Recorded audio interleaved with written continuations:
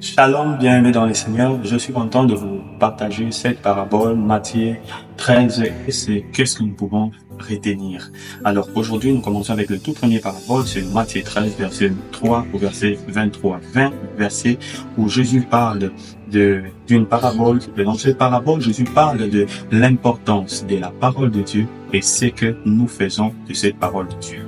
L'importance de la parole de Dieu est bien connue à la dernière personne qui est citée dans ce parabole, mais le reste, ils n'en ont pas vécu. Le reste, on a juste expliqué ce qu'ils en ont fait. Écoutez, Jésus parle premièrement, de cette personne qui est le long du chemin, qui reçoit la parole, mais qui, pour lui, ça ne dit absolument rien. Pour lui, l'importance, c'est d'aller à l'église.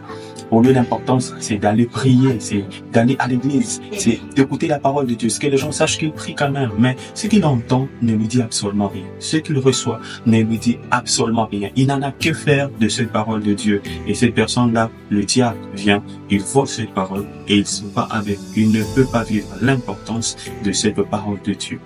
Jésus nous parle deuxième de cette personne qui est au milieu de Pierre, c'est-à-dire une personne qui reçoit avec beaucoup de joie la parole de Dieu, qui a tellement cru. Lorsqu'on prêche la parole de Dieu, waouh, il croit, il place son cœur, il place toutes ses pensées. Il s'est dit, oui, ça y est, ça va arriver. Mais parce que cette personne-là ne cherche pas à connaître en profondeur la parole de Dieu, parce que cette personne ne cherche pas à comprendre nécessairement ce que Dieu a voulu particulièrement lui dire lorsque les tribulations viennent, lorsque les choses compliquées arrivent, cette personne-là est prête à abandonner Jésus. Combien de personnes ont-ils abandonné leur foi parce qu'ils ont connu des moments difficiles? Combien de personnes ont-ils cédé au vol, à céder au détournement parce qu'ils ont vu que la souffrance était très forte au devant d'eux? Pourquoi? Parce qu'ils étaient simplement des gens qui reçoivent avec beaucoup de joie, mais qui n'arrivaient pas à conserver, faute des racines, ce qu'ils ont reçu. Jésus nous parle troisièmement de personnes qui sont remplies des soucis du monde au milieu de cette île.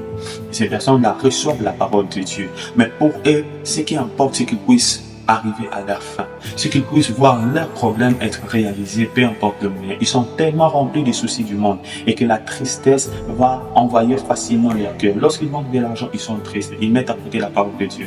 Lorsqu'ils sont dans des situations difficiles, ils sont tellement tristes, ils sont tellement agités, perdus. Pourquoi? Parce que ils se disent que cette parole que j'ai reçue n'a rien fait pour moi et ils se mettent à faire des soucis comme si le souci allait lui rendre ce qu'il a besoin de recevoir. Et cette personne-là, le diable viendra voler cette parole, le laisser avec sa tristesse et le laisser par terre.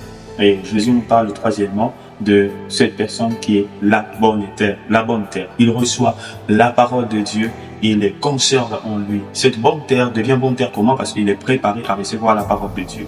Peu de gens aujourd'hui parviennent à se préparer à recevoir la parole de Dieu. Peu de gens aujourd'hui ont leur cœur ouvert à recevoir la parole de Dieu.